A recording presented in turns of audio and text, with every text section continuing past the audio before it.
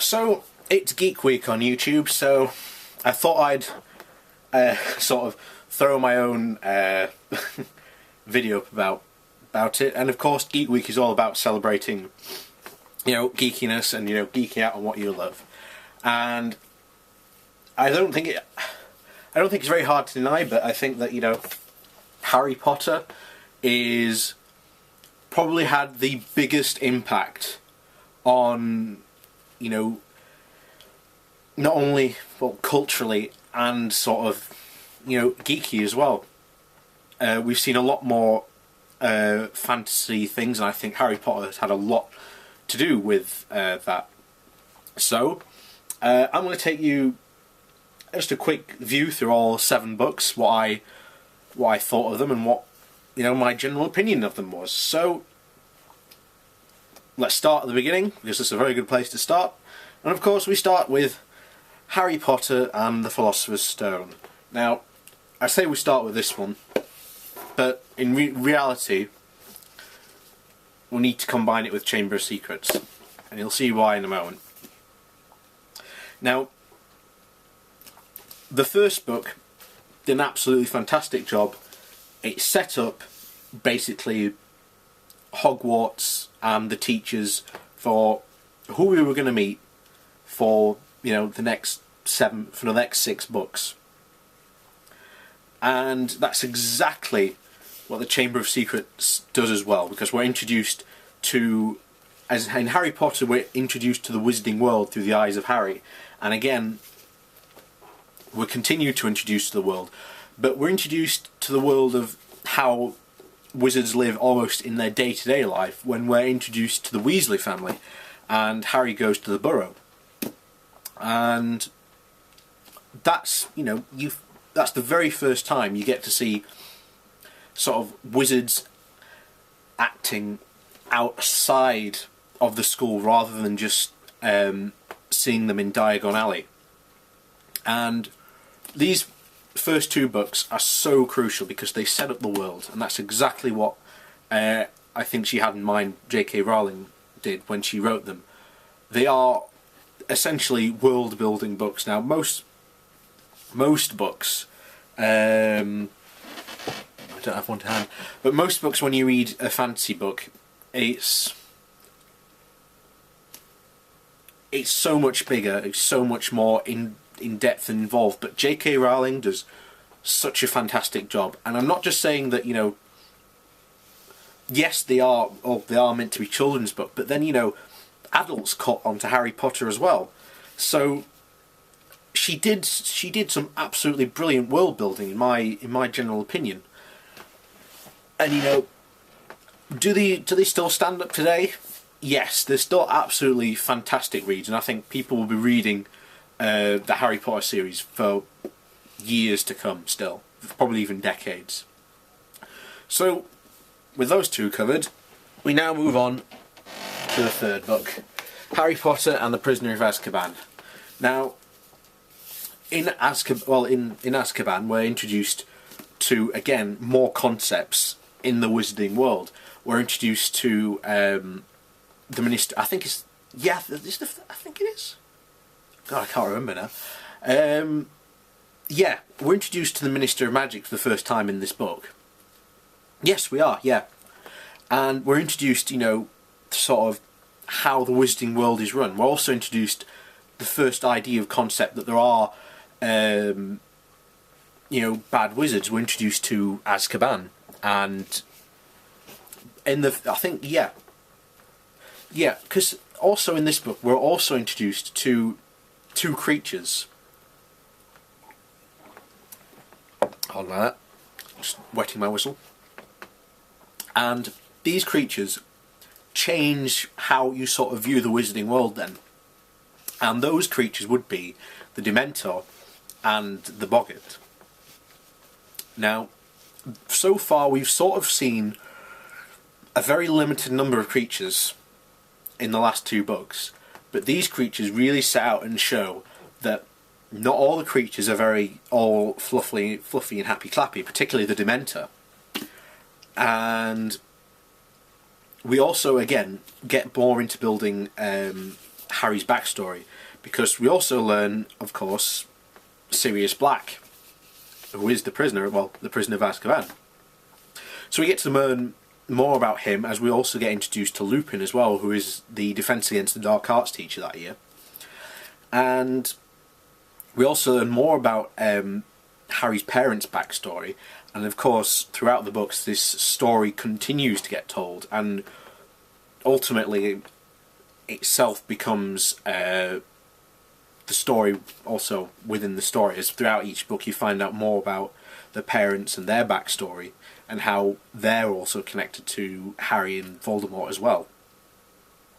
So, is it good? I think this is where the series really, really took off.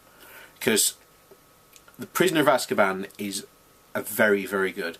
The only thing I don't like about it is the time turner, because the time turner introduces so many plot holes. Because there's so many times in this book where you're just like, well, can't they use the a time turner and go back and change that, or can't they go back and change that? And it's just like,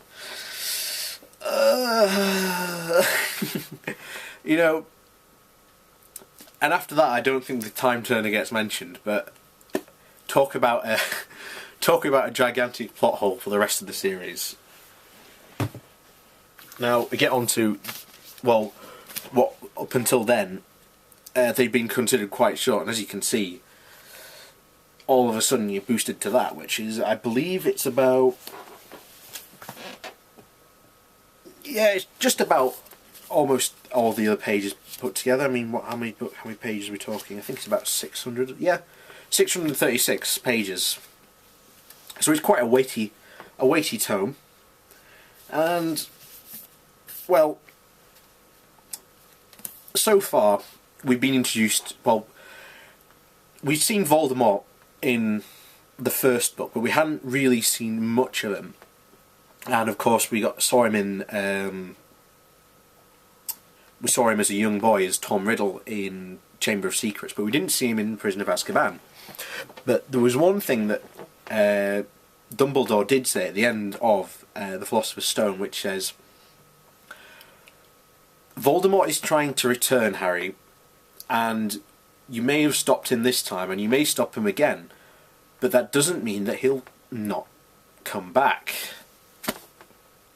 And Voldemort does come back at the end, the Goblet of Fire, which again expands the wizarding world, because now you get to see the two other competing schools, and I can't remember what they're called now. No, oh well. But you get to see the other wizarding schools, but it raises a load of questions, because how many wizarding schools are there? Because there's 3, but you would think that surely the entire world must be full of wizards. So are 3 schools technically enough to educate the wizarding world? And again, this is sort of everything really happens really in the last chapter, because the whole point is that there's something going on. And of course, as you find out, it's yes, it's Bartimus Crouch's son has replaced Mad-Eye Moody and has basically fixed it so that Harry enters the Triwizard Tournament. And of course, this is an entire ploy so that he touches the Portkey, which then takes him to the ceremony, which then Voldemort comes back. And as a book as a whole, it's alright, but like I say, all the actions at the end, again, being part of a series, it's one of those where, oh, what's going to happen now? Now that Voldemort's back, surely things are going to change. And they did. We'll get into that in a bit. But as a whole, it's not my favourite of the series, but I enjoyed it. It's a good read. And again, when you view it as a trilogy as a whole, it's probably, again, the most important book. I said everything seems to go down in, Prisoner of Azkaban. But I think that's where, really, after the first 2 books, actually she set the world. It's The Prisoner of Azkaban and The Goblet of Fire, where things really start to get in motion, and the series starts to really pick up. In fact, I just want to go back to The Prisoner of Azkaban, because it's also the first time that you really start to get introduced to horror elements. I mean, Dementors, when you really think about them, are actually quite scary. So, again, they're more slowly over time, more and more horror and mystery elements come into it as Harry sort of, you know, things really start to happen. Again, when you think about it as a book series, she paced the series quite well. And of course, this also flows into the next weighty tome, because again, when you're talking things happening and going down, we're introduced to the Order of the Phoenix. Which again, a lot happens. It's arguably, you know, it's what, about over 200 more pages than the last one. So, what do we learn? Well, we learn that she doesn't have a problem in killing main characters off, obviously not giving much away, but, you know, this is the book where, you know, Sirius Black dies, and of course, they've been really teasing that throughout the so many years, you know, that Harry was going to sort of have a happy ending, that he was going to end up with Sirius. You know, they were going to out, you know, that it was Padfoot, not Black, that did it.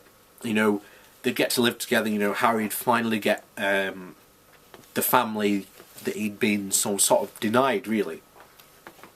But we're also introduced to the prophecy. And the prophecy is the thing that sort of really rolls out and makes it sort of more... don't know how to describe it now. It sort of really comes into it as you actually get to find out what the prophecy is eventually, which is what they didn't do in Star Wars. They just said, oh, there's a prophecy, it brings balance to the Force. But do you really find out how important the prophecy is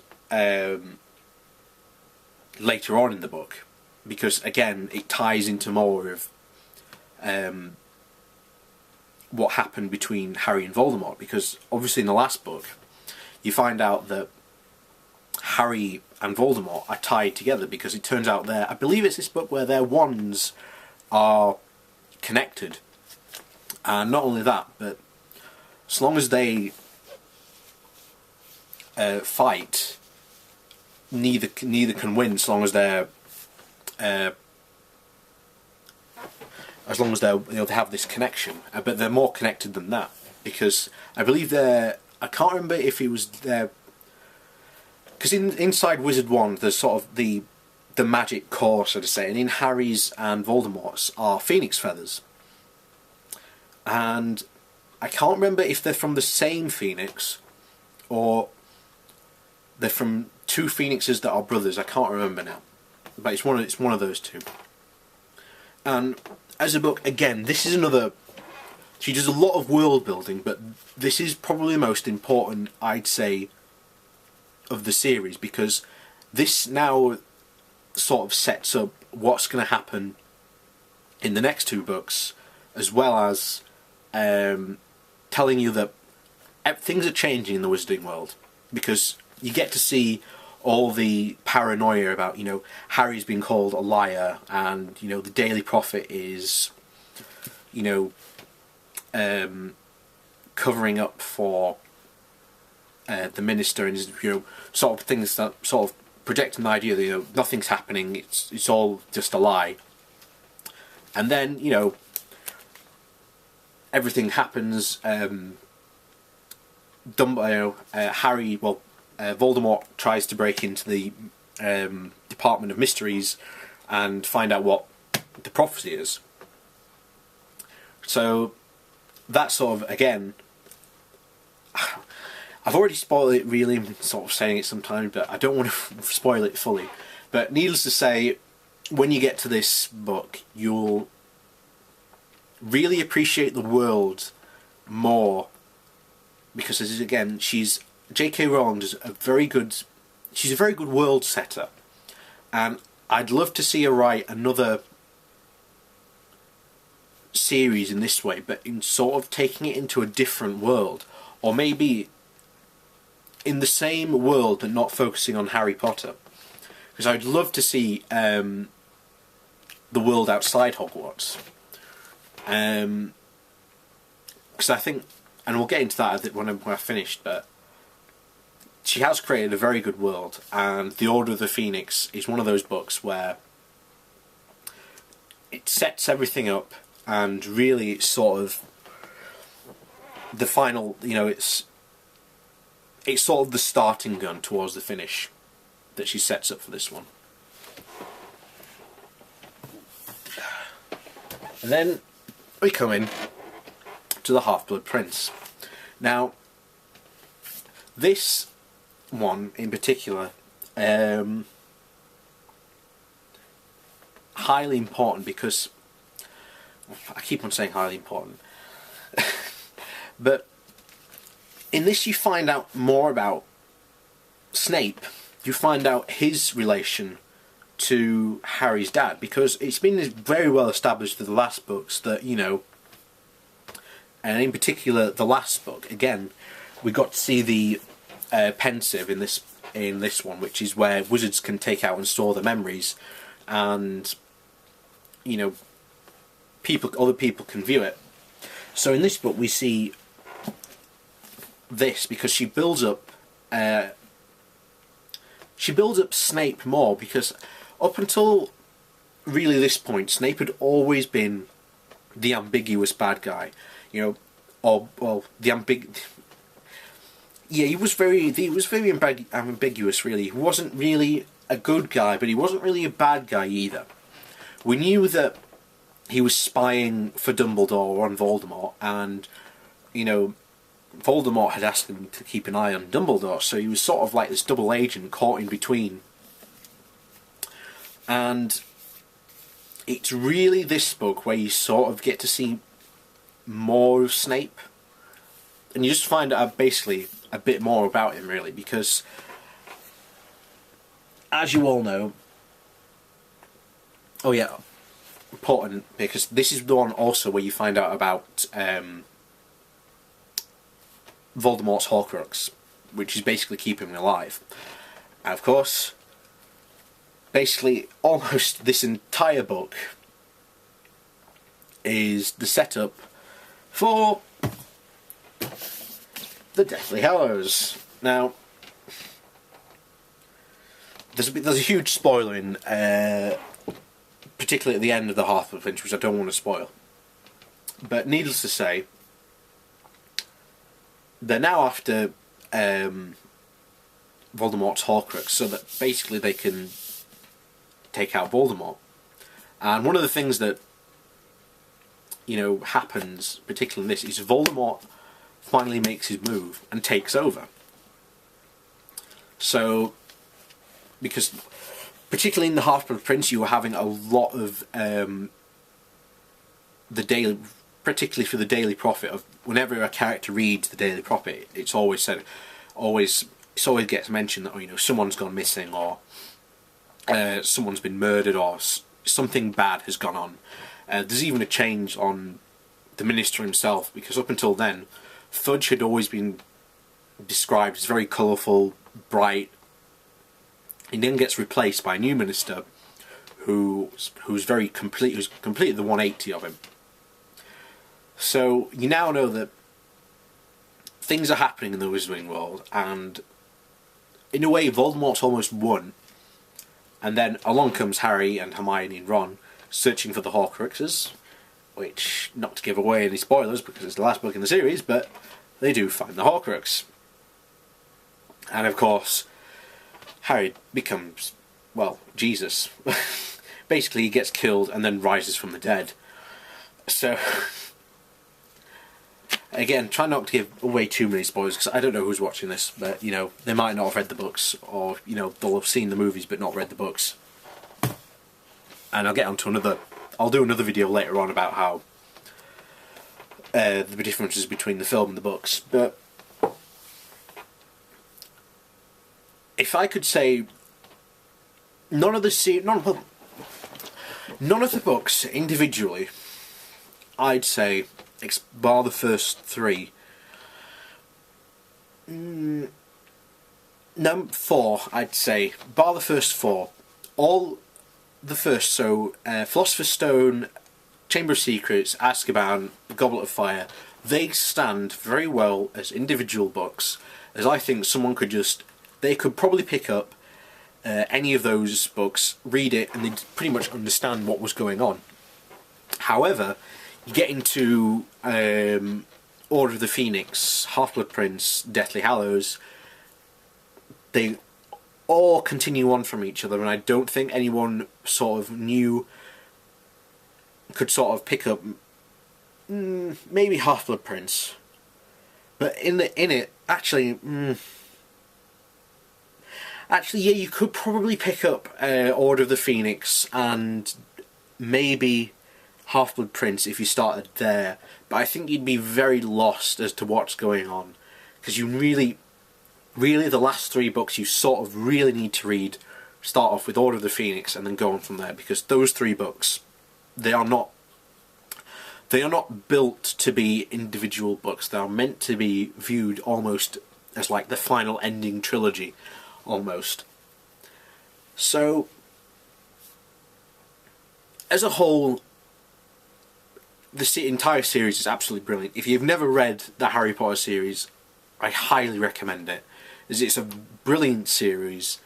It's done a lot, I'd say, culturally wise, and it's sort of really hard to say what impact it has had, and I think you'll probably see in a couple of years people probably citing Harry Potter as their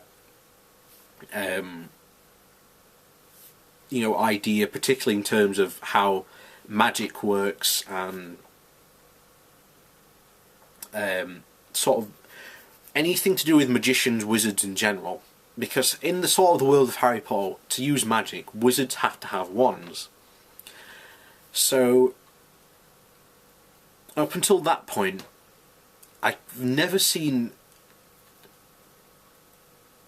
wizards always, when they use magic, it just came from them, as if they'd go fireball. But in Harry Potter, if someone wants to cast fireball, they have to have a wand to do it. So, and that, as I've noticed, things from there, you suddenly have a lot more. All of a sudden, wizards have to have something to channel their sort of magic through, like a wand or something that, they can get through. So ultimately, it has had an impact, subtly, I'd say. And there's probably more people that can come up with better ideas of how it's had an impact. But the two things that have annoyed me throughout this entire book series, as you've probably picked up on, is first of all the time turner, because the time turner is such a plot hole. It's such a plot hole with many of the things. Harry could go back and stop Dumbledore from dying. He could go back and stop Sirius from dying. The next thing that annoys me is, Harry's, death and resurrection. It's so incredibly annoying, because it's just like, it sort of really comes out left field, because it sort of goes beyond a magical property, and the way that she sort of describes it, it becomes more than a magical property. And the final thing that annoys me is the killing spree, because there's a part where, right at the end, again, I'm not going to mention any names because people might not have read it, it's literally Harry is running through the corridor of Hogwarts, and literally it's like she's listing off characters, and it's just like, and Harry walked past and saw so-and-so on the floor, and you saw so-and-so on the floor, or so-and-so was holding someone in their arms, and it's just like, oh, so many deaths. But other than that, great series, well worth read if you've never read it. Hopefully next I will come back with my comparison between the books and the films, because again, different medium, different way of doing it. I thought they did very well, but we'll get into that in the other video. Enjoy the rest of Geek.